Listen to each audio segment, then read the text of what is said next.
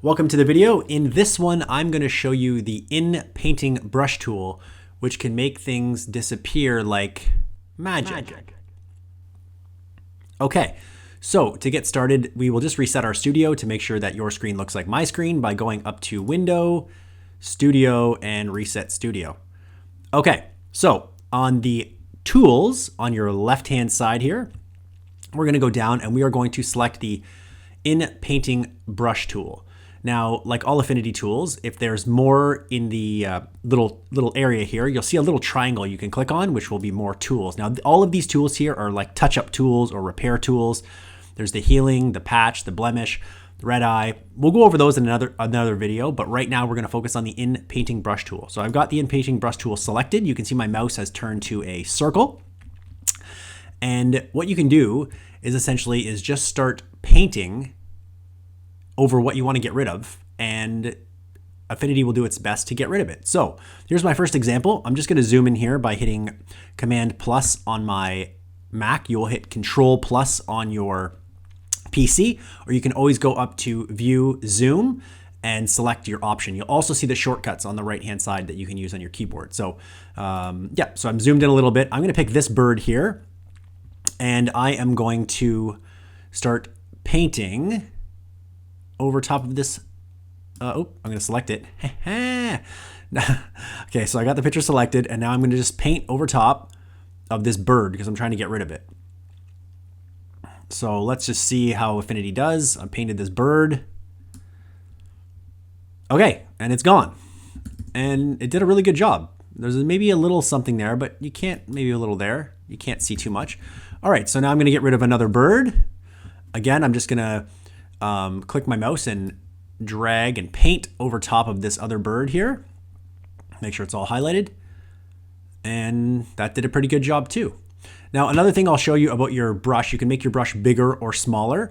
There is a width option in the top left corner here, which will make I'll make it really big so you can see the circle gets huge, or you can make it smaller. There's also a keyboard shortcut, what I use all the time. So it's the open and closed bracket. I'll put it up on the screen. But if I'm hitting, the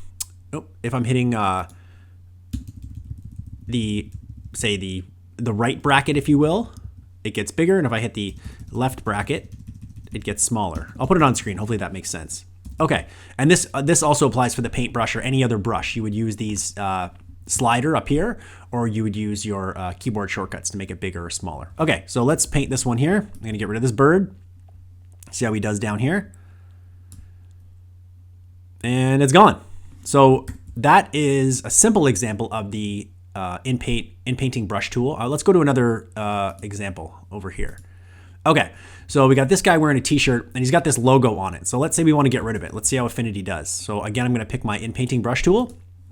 The size of my brush is not bad. I'll make it a little bit smaller. And I'm just going to start painting. I'm going to select the layer. I don't want to make that mistake again. Select it, make sure I got the right thing selected. Then I'm just going to start painting over top of this logo. And we'll see how Affinity does. Okay, yep. So you can see what it does is it tries to take stuff from the surrounding area to make up for that, what you're getting rid of. And now it's pulled the chain over here because it sees it and it thinks it can maybe fill in the space with it. So all you have to do is we're just going to paint over top of this. And now it's gone. So that logo is gone. So the Inpainting brush tool is great for, it can't do everything. It's not perfect. You'll have to use some of the other tools for certain things, but it does a great job of detecting what you're trying to get rid of and getting rid of it. So let's go to another example where it may not be as perfect. Okay, so we got this picture in Cuba. And let's say there's a woman over here. I'm sure she's a lovely lady, but we're gonna get her out of the picture. So let's see how the Inpainting brush tool does. So I'm gonna click on it and I'm just gonna paint over top of her here, and we'll see how Affinity does with it. So I'm painting, I got her all covered, and she's gone. Now you can see if you zoom in a little bit here, it's not perfect, though you can see some blemishes and stuff down here.